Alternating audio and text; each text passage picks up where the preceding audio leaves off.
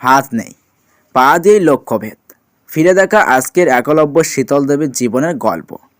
প্যারা এশিয়াডে 3টি পদক জিতে ইতিহাস গড়েছেন জম্মু কাশ্মীরের প্যারা অ্যাথলিট শীতল দেবী।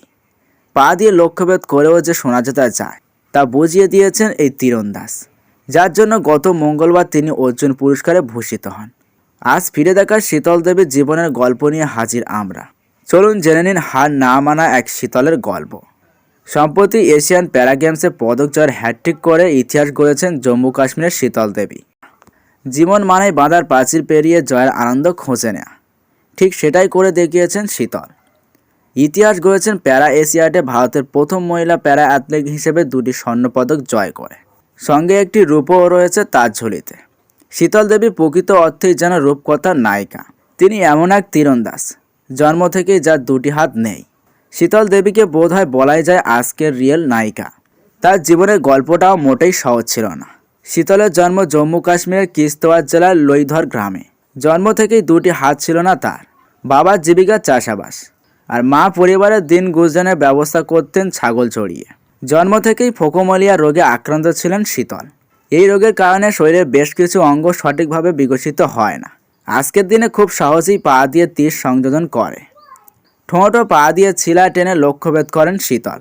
কিন্তু শুরুতে পা দিয়ে তীর তুলে ধনুকে লাগানোটাই বিরাট পরিশ্রমের কাজ ছিল তার জন্য। সারা বিশ্বের হিসাবে দেখলে মাত্র 6 জন ধনুর্বিদ আছেন তার মতো। বোঝাই যায় বিষয়টা ঠিক কতটা জটিল।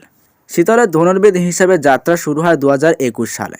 প্রথমবার ভারতীয় সেনার একটি যুবক কম্পিটিশনে অংশ নেন তিনি।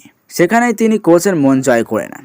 এর আগে ছোটবেলাতেই ভারতীয় সেনা তাকে দত্তক কন্যা হিসেবে গ্রহণ করেছিল। সেনার তরফেও চেষ্টা করা হয়েছিল তার জন্য কৃত্রিম হাতের ব্যবস্থা করে দেওয়ার। মেজর অক্ষয় গিরিশ মেমোরিয়াল ট্রাস্টের মাধ্যমে ব্যাঙ্গালোরের একটি সংগঠনের সঙ্গে যোগাযোগ করা হয়, কিন্তু এই কৃত্রিম হাতগুলি শীতলের শরীরে লাগানো যায়নি। তবে শীতল লড়াই ছাড়েননি। তখনও শুরু হয়নি তার কেরিয়ার। প্রশিক্ষণের জন্য তাকে পাঠানো হয় শ্রীমাতা বৈষ্ণব দেবী বোর্ড একাডেমিতে।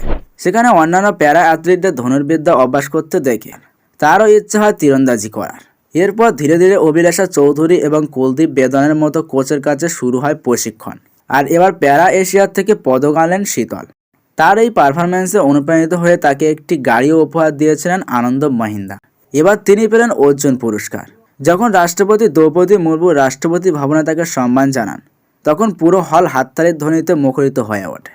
এই সময় শীতল দেবী নিজের হাতে পদক ধরতে পারেননি, তবে রাষ্ট্রপতি দ্রৌপদী মুর্মু তার সেই পদক নিয়ে শীতল দেবীর পাশে দাঁড়ালেন। সেই মুহূর্তের ভিডিওটি শেয়ার করেন ভারতের ক্রীড়ামন্ত্রী অনুরাগ ঠাকুর। এই ভিডিও সোশ্যাল মিডিয়াতে বেশ ভাইরাল হয়ে যায়। সেই সময়ের ভিডিওটি পোস্ট করে অনুরাগ ঠাকুর লেখেন, প্যারা আর্চারিতে অসাধারণ কৃতিত্বের জন্য অর্জুন পুরস্কারে ভূষিত হওয়ার জন্য শীতল দেবীকে আন্তরিক অভিনন্দন। শীতল, তুমি দেশ ও বিশ্বের জন্য আদর্শ। তুমি বিশ্বকে তোমার আবেগ, উদ্যোগ এবং কঠোর পরিশ্রম দেখিয়েছো, যার স্বীকৃতি তুমি পেয়েছো। তুমি তোমার লক্ষ্যে এগিয়ে যাও এবং আমাদের অনুপ্রাণিত করতে থাকো। তোমার কাছ থেকে বিশ্বের অনেক কিছু শেখার আছে। এই সম্মান পাওয়ার জন্য তোমায় অভিনন্দন। অর্জুন পদক জেতার পরে শীতল দেবীকে নিয়ে লেখেন সচিন যুবরাজ বীরু। আজ শীতলের চারিদিকে আলোর রোশনাই। তবে জীবনের অন্ধকার গুহা থেকে আলোর রাস্তা খোঁজা মোটেও সহজ ছিল না।